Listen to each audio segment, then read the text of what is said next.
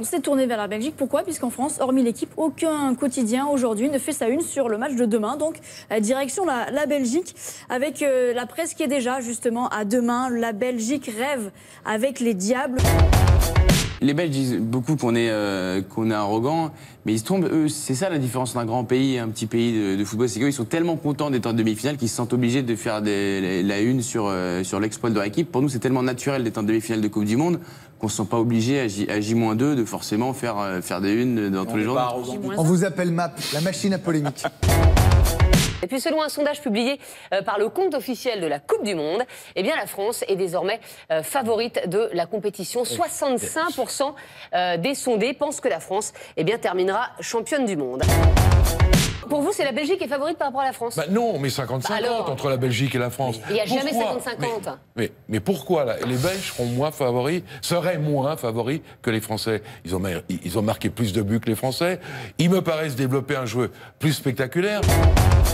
J'ai trouvé ces Belges dangereux à gauche avec Hazard. J'ai trouvé les Belges dangereux dans l'axe avec De Bruyne. Et puis Lukaku sur le côté droit m'a bluffé.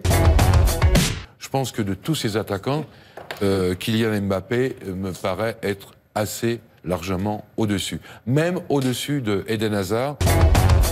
Regardons finalement le bilan de Thierry Henry avec la Belgique, donc depuis qu'il est en poste depuis 2016, avec 25 matchs, donc aux côtés de Roberto Martinez, 19 victoires, 5 nuls, une seule défaite. Là, avec Thierry Henry, ils ont quelqu'un qui a tout gagné. C'est-à-dire qu'il sait ce que c'est que le chemin pour aller vers la gagne. C'est fondamental. Évidemment qu'il ne va pas apprendre à Hazard à faire des crochets, etc. Le football de sélection, c'est jamais ça. Je pense si le débat qui traduit le plus l'arrogance française, c'est pas celui sur Thierry Henry. C'est la première fois qu'on parle autant d'un mec qui est troisième adjoint d'une sélection. Thierry Henry, c'est pas non plus un saint, c'est quelqu'un qui est très centré sur lui-même. Et je pense que pour Didier Deschamps, ça aurait été inconcevable de l'avoir dans son staff.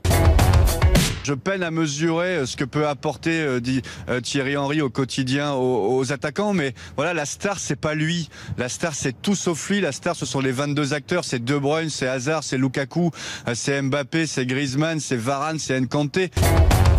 Je pense que la France est la candidate la plus sérieuse pour la victoire, surtout après la défaite du Brésil. Je dis bravo à Paris d'avoir attiré Buffon. Bravo Eric, je suis désolé, c'est le moment de je vais gagner facile. le Etienne, t'inquiète pas sur le... on est haut la main. Tranquille. Moiti Blanc, 39%. J'arrête. Non mais j'arrête l'émission. Faut jamais annoncer comme ça.